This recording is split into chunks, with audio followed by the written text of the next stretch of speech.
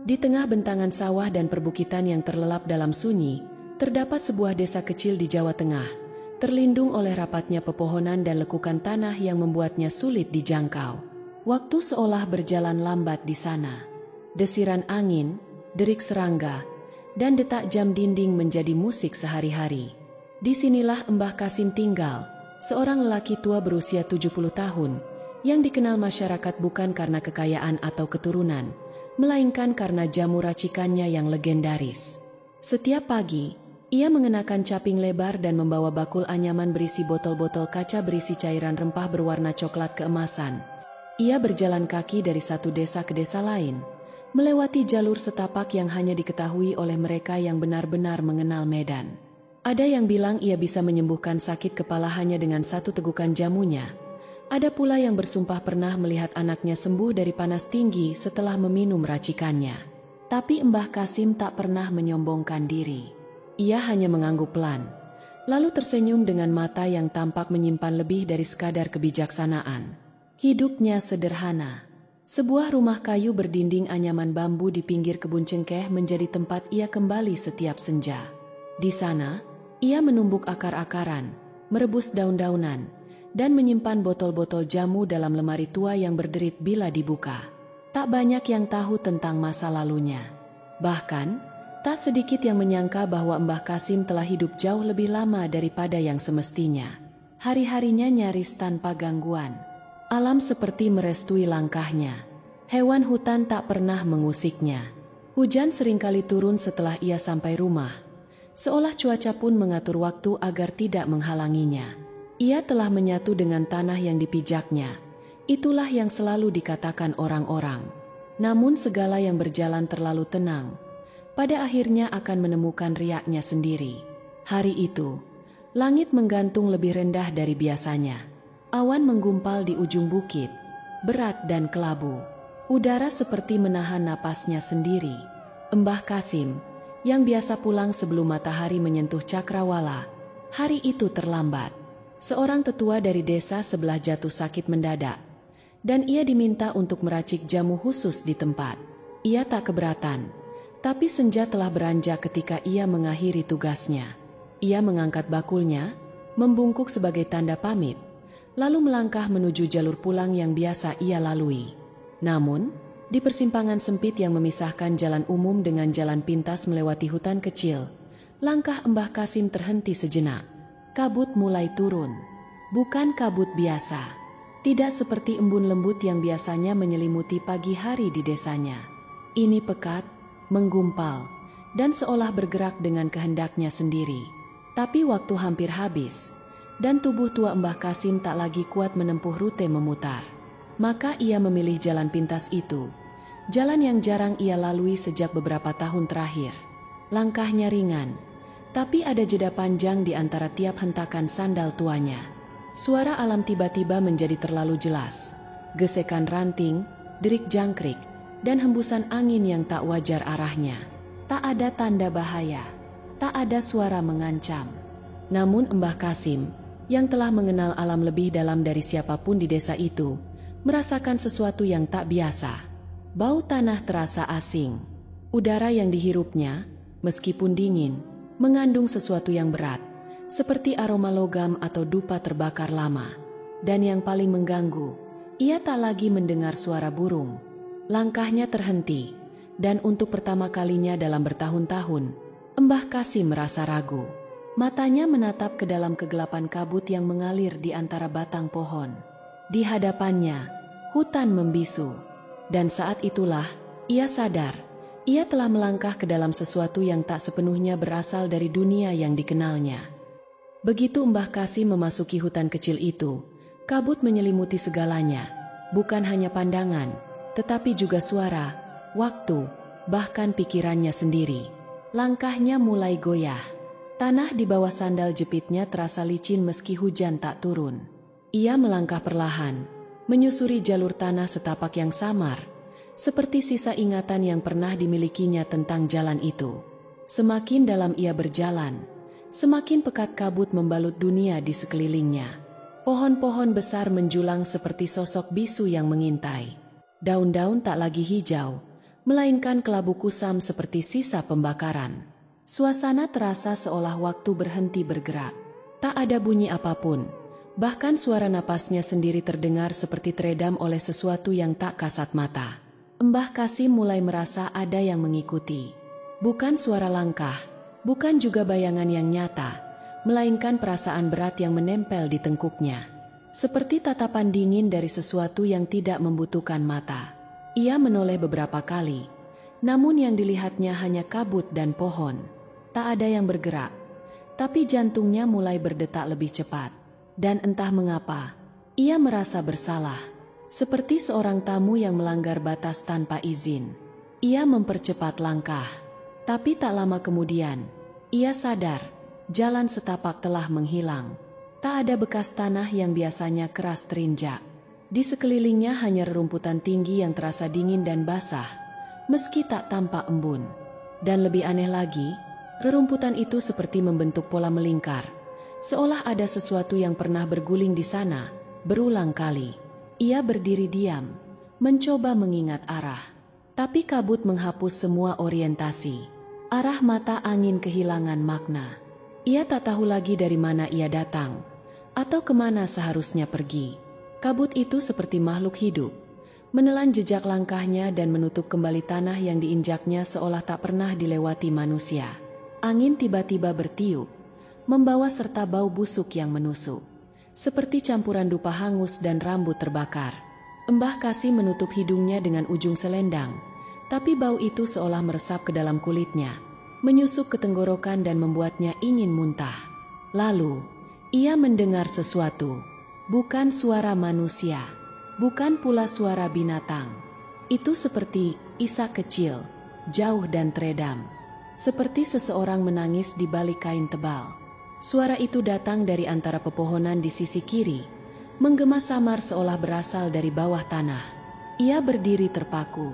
Suara itu tak terdengar lagi, namun tiba-tiba digantikan oleh suara lain, langkah kaki. Seperti kaki telanjang anak-anak berlarian di tanah basah. Namun yang paling membuat darahnya dingin adalah, tidak ada satupun dari suara itu yang mendekat. Mereka hanya berputar mengelilinginya, seperti sedang bermain-main. Ia berdiri di tengah kabut yang begitu tebal, hingga ia bahkan tidak bisa melihat ujung jarinya sendiri. Dan di saat itulah, ia merasakan, bukan melihat, sesuatu menempel di bahunya. Seperti tangan kecil, tapi dinginnya menusuk hingga ke tulang belakang. Lalu sesuatu berbisik, bukan di telinganya, tapi di dalam kepalanya sendiri. Bukan dalam bahasa yang ia kenali, tapi entah bagaimana, ia mengerti. Saat ia menoleh perlahan, tak ada siapa-siapa, hanya batang pohon tua dan kabut tebal yang semakin menelan dirinya. Mbah Kasim tak tahu lagi berapa lama ia telah berada di dalam hutan itu. Langit yang tadinya senja kini gelap sepenuhnya, namun tak ada bintang, tak ada bulan, hanya gulita yang pekat, dan kabut yang terus menggantung. Seolah malam itu menolak beranjak. Ia akhirnya menemukan tempat untuk duduk. Sebatang pohon besar dengan akar mencuat seperti lengan yang hendak mencengkeram tanah. Ia bersandar, mencoba mengatur napas, namun tubuhnya mulai menggigil. Bukan karena udara malam, melainkan karena sesuatu yang tak terlihat tapi begitu nyata menyelubunginya. Dari kejauhan, suara-suara kembali muncul, tapi kali ini lebih nyata, lebih dekat. Suara seperti seseorang menyeret sesuatu di atas dedaunan kering. Kadang terdengar berhenti tiba-tiba, lalu muncul lagi dari arah lain. Tak pernah dari arah yang sama. Lalu datang bisikan, seperti suara angin yang dipaksa berbicara.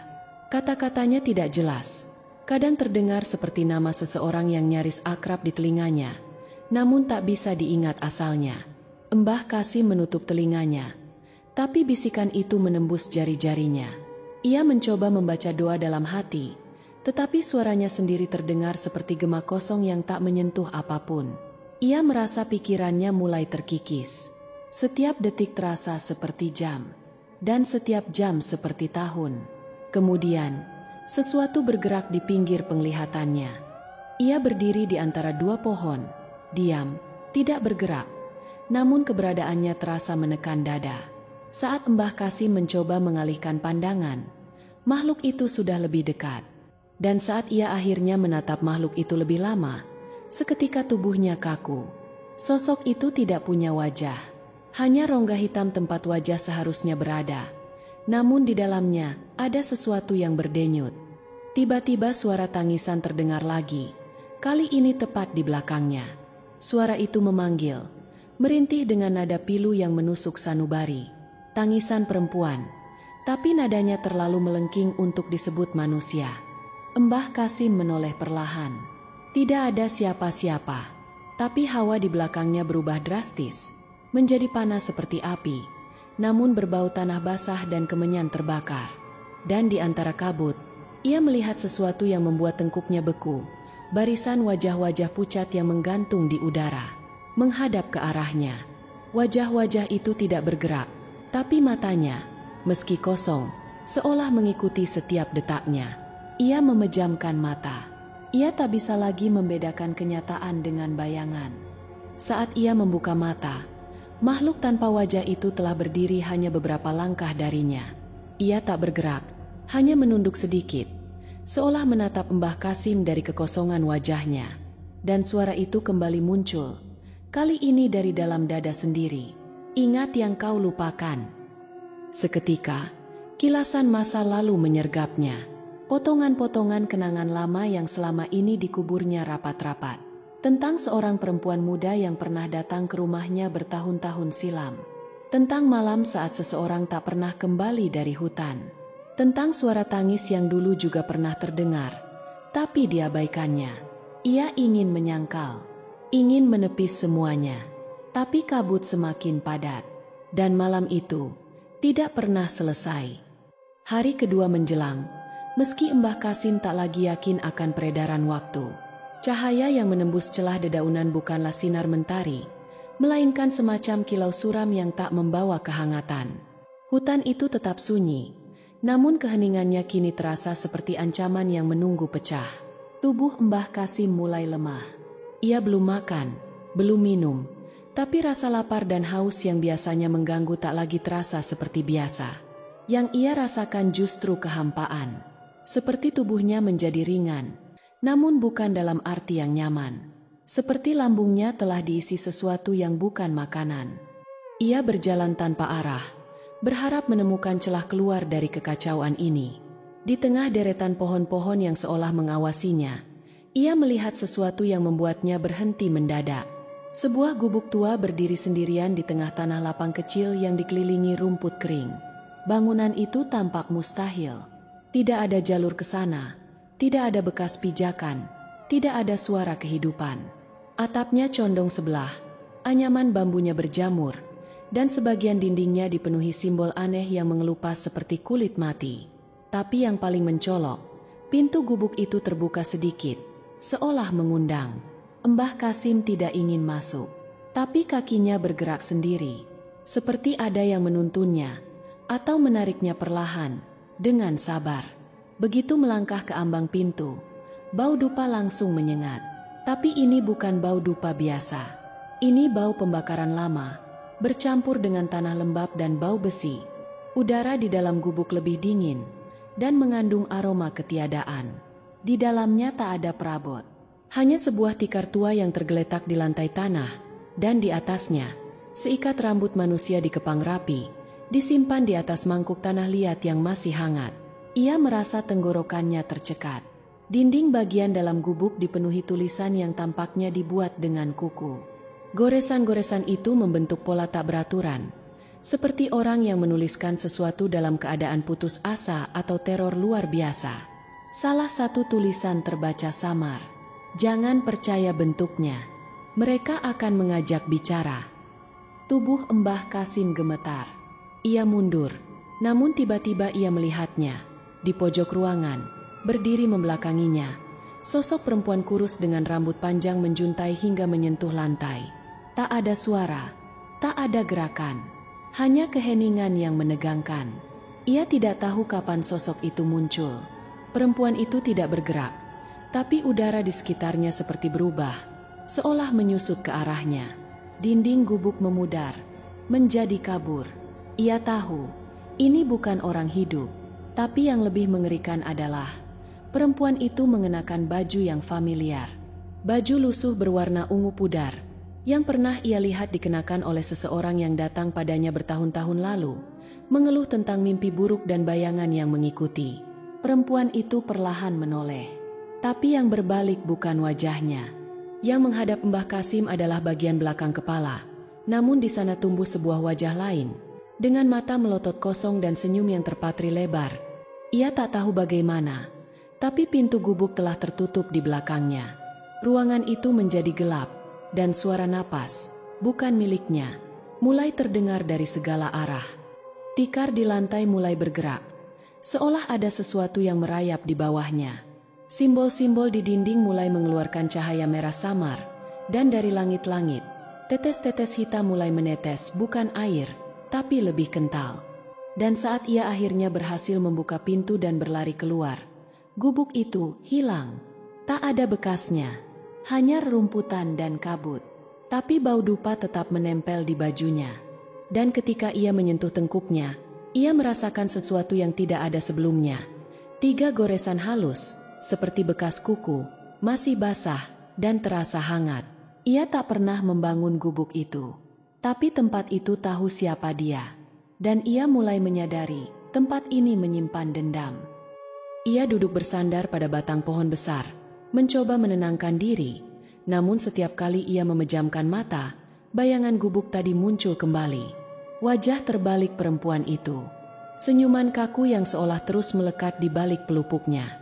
Dan malam itu, mimpi datang. Tapi bukan mimpi biasa.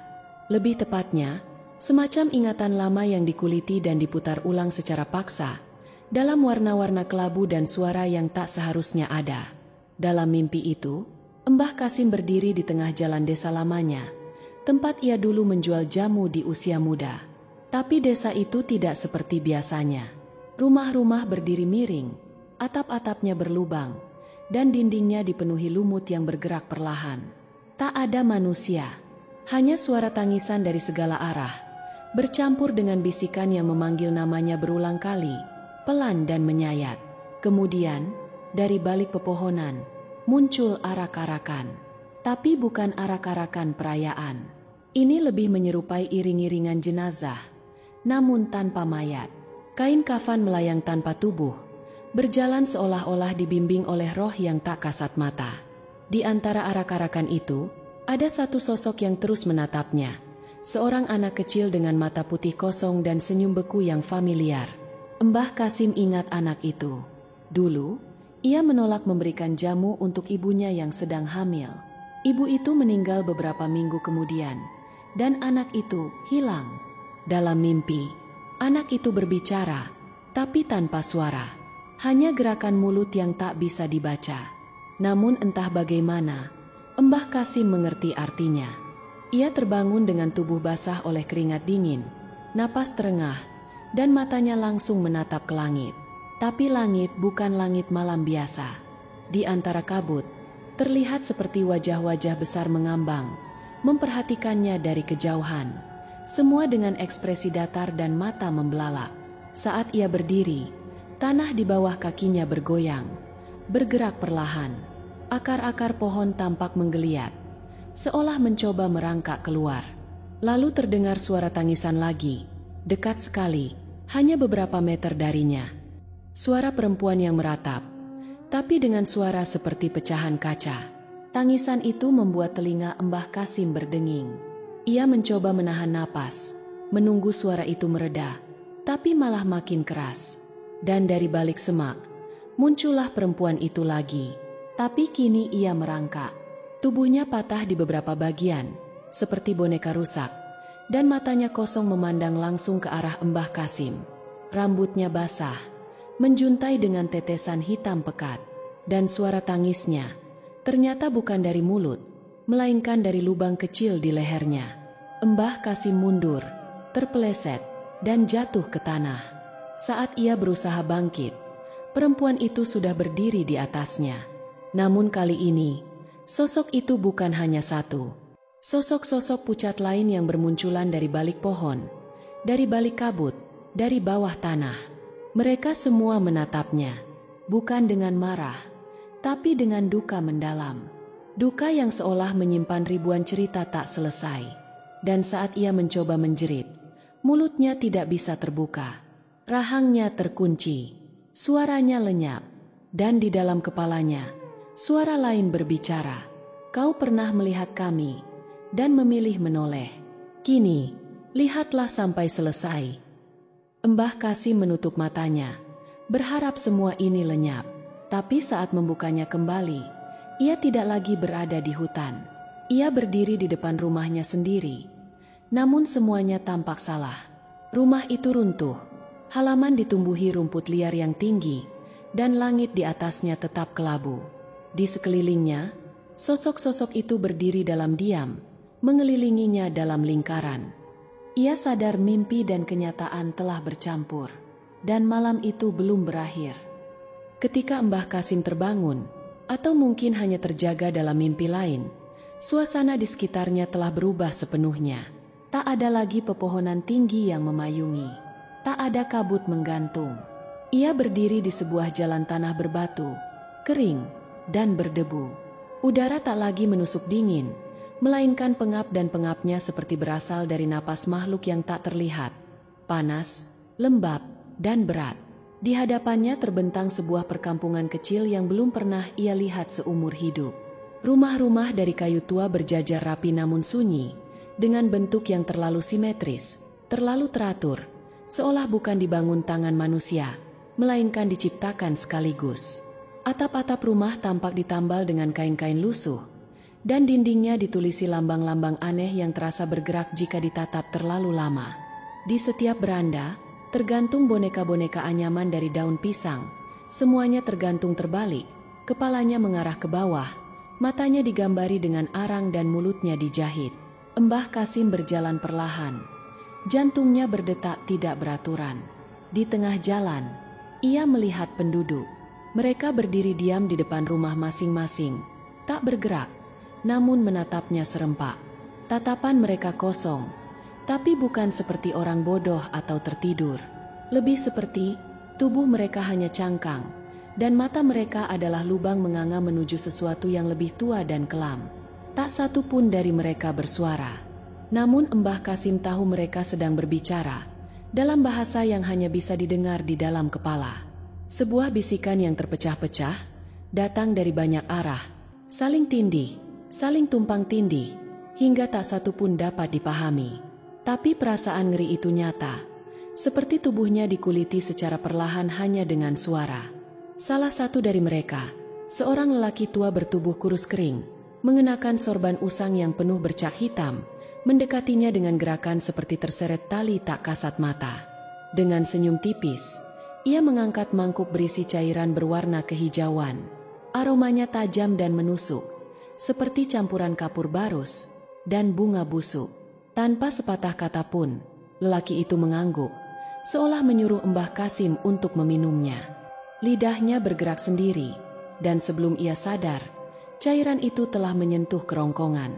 Saat itu juga, dunia di sekelilingnya berubah. Rumah-rumah mulai bergetar.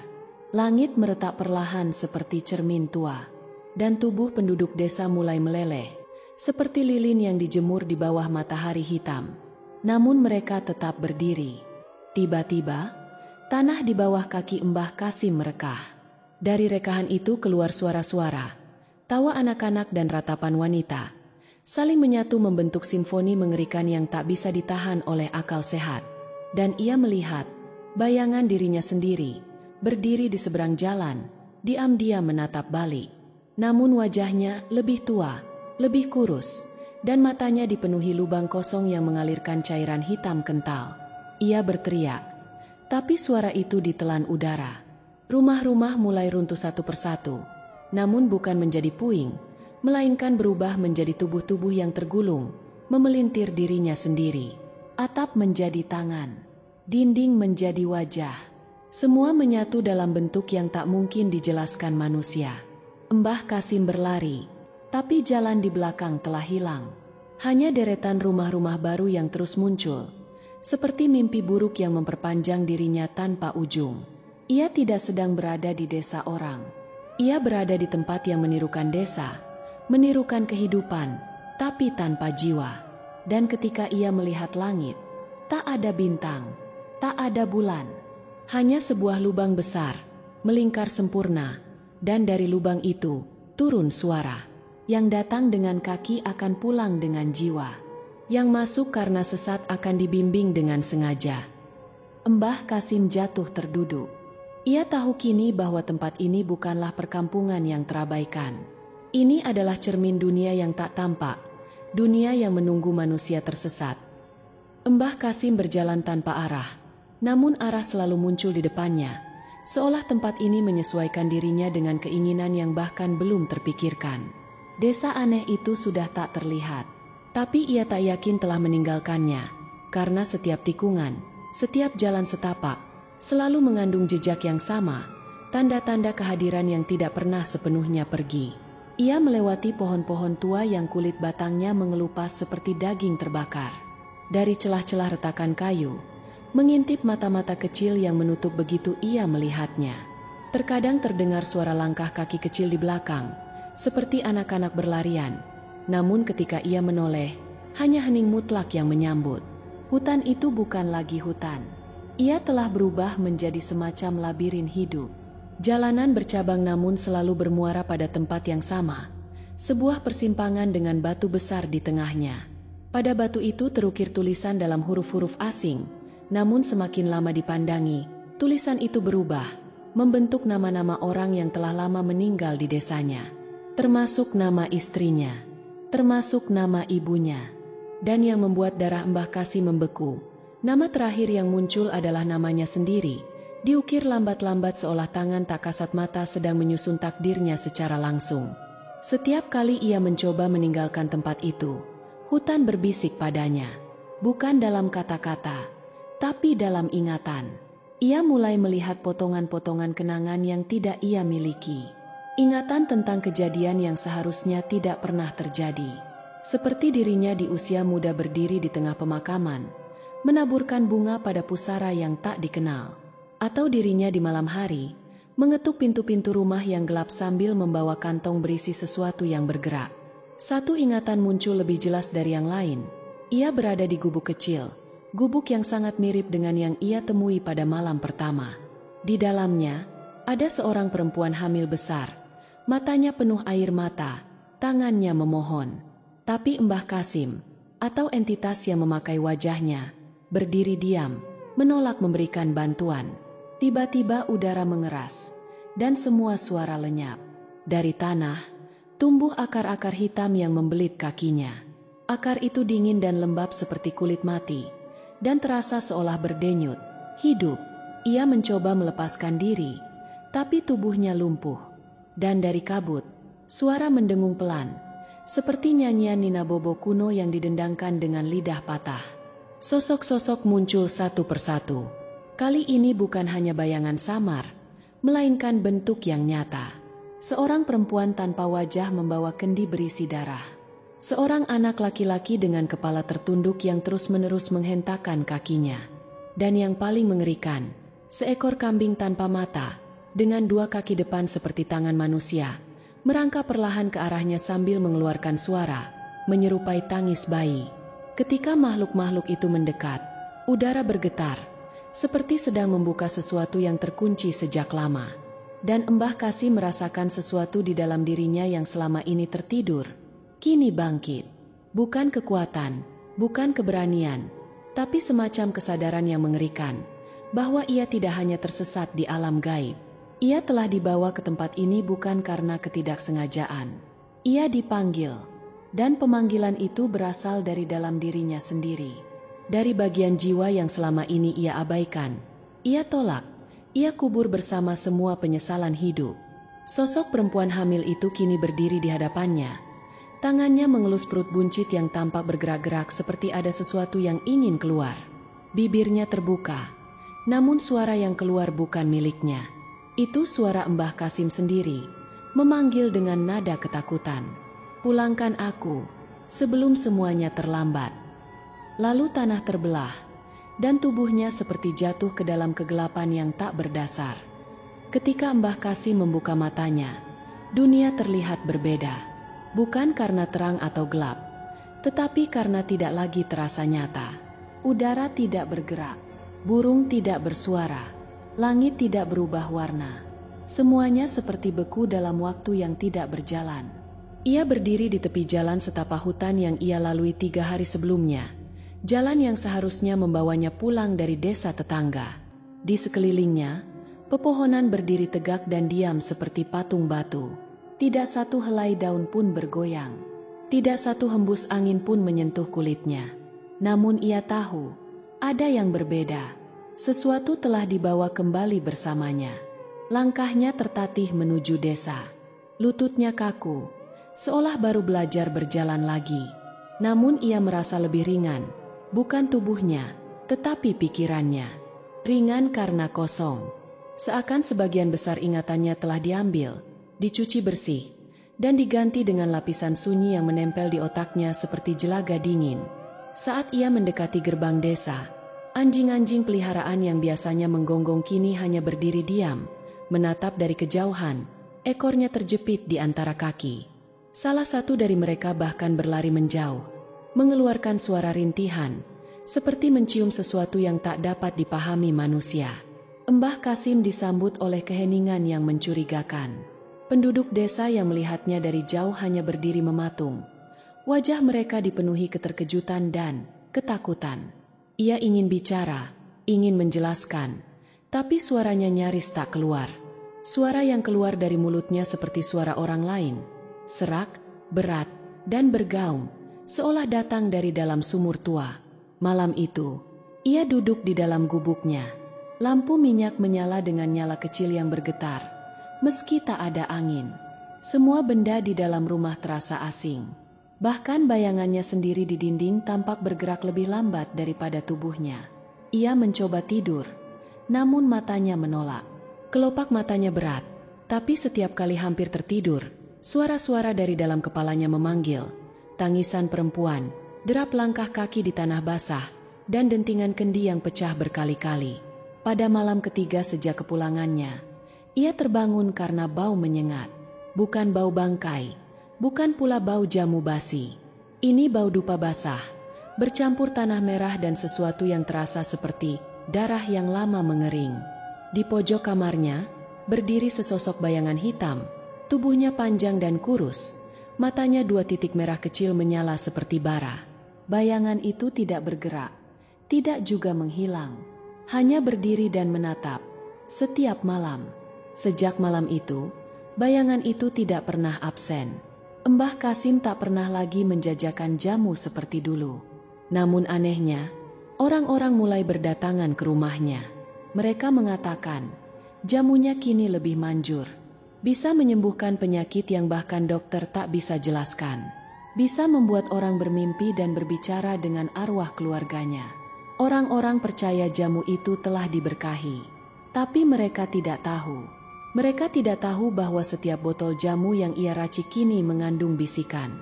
Kadang bisikan perempuan, kadang suara bayi, kadang jeritan kecil yang hanya bisa didengar jika jamu itu dituang dalam keheningan total.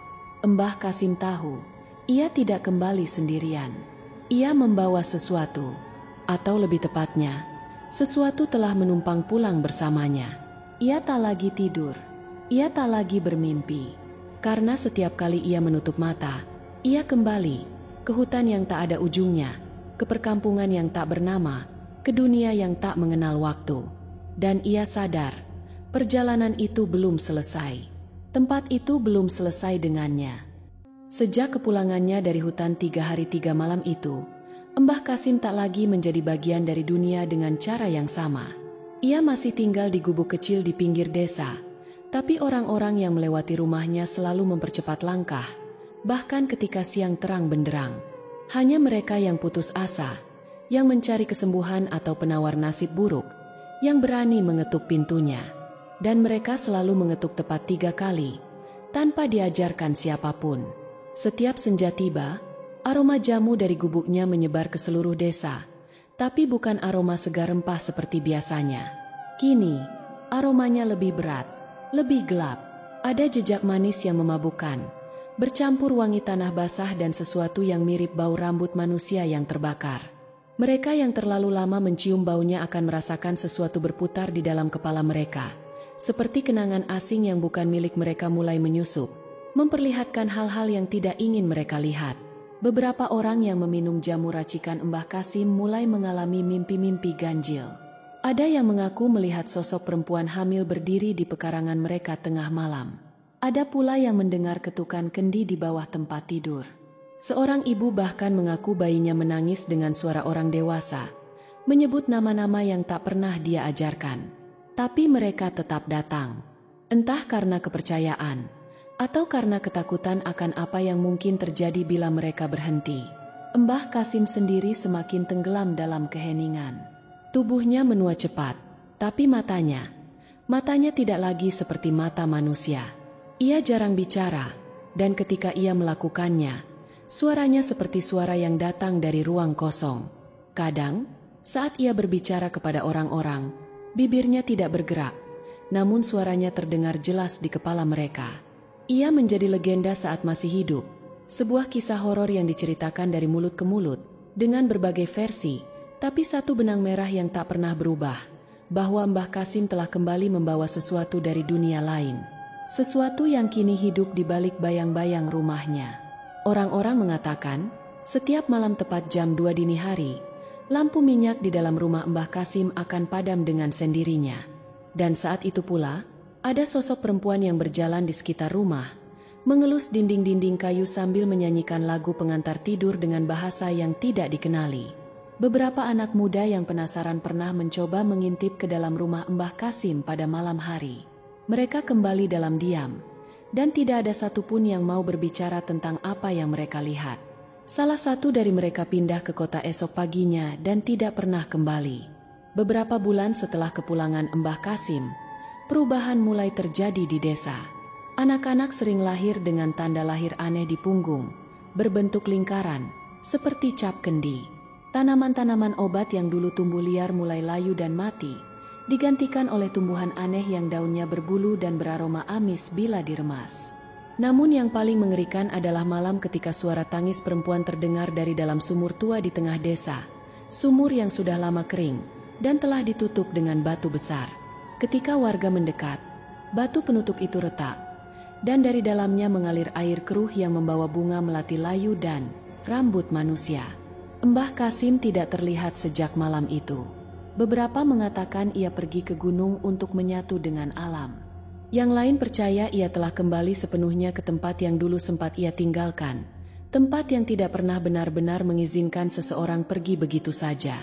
Tapi yang tahu pasti hanya satu, rumahnya tetap berdiri, tidak pernah lapuk, dan pada malam-malam tertentu, asap dupa masih mengepul dari cerobongnya, membawa serta aroma masa lalu yang tidak pernah damai. Di desa itu, orang masih membisikkan nama Mbah Kasim, bukan sebagai panggilan hormat, tapi sebagai bentuk perlindungan, agar nama itu tidak mendengar dan menjawab. Karena ada warisan yang tidak bisa dibagi, hanya diwariskan. Dan setiap cerita punya harga, termasuk cerita tentang seorang penjual jamu yang melangkah ke alam gaib, dan pulang dengan membawa sesuatu yang tak bisa dikembalikan. Demikianlah kisah kali ini. Sebuah perjalanan menembus batas antara dunia nyata dan yang tak terlihat, yang dialami oleh seorang penjual jamu sederhana bernama Mbah Kasim. Kisah yang telah menjadi legenda sunyi di balik kabut hutan dan bisikan malam desa tua di Jawa Tengah. Terima kasih telah meluangkan waktu untuk mendengarkan dan menyelami kisah ini bersama kami. Semoga setiap detik yang Anda habiskan membawa pengalaman yang menggugah dan meninggalkan jejak mendalam dalam imajinasi dan perasaan. Dari cerita ini, kita diingatkan bahwa dalam kehidupan yang tampak biasa, tersembunyi hal-hal yang tidak bisa dijelaskan oleh logika. Kepercayaan, niat baik, dan rasa hormat terhadap alam dan yang tak kasat mata bukanlah kelemahan, melainkan bentuk kebijaksanaan yang telah dijaga turun-temurun. Karena terkadang, tempat-tempat yang paling sunyi menyimpan suara yang paling keras, dan perjalanan yang paling sederhana bisa membuka gerbang yang seharusnya tetap tertutup. Sampai jumpa di kisah berikutnya. Tetaplah waspada, karena kadang dunia lain hanya selapis kabut jauhnya.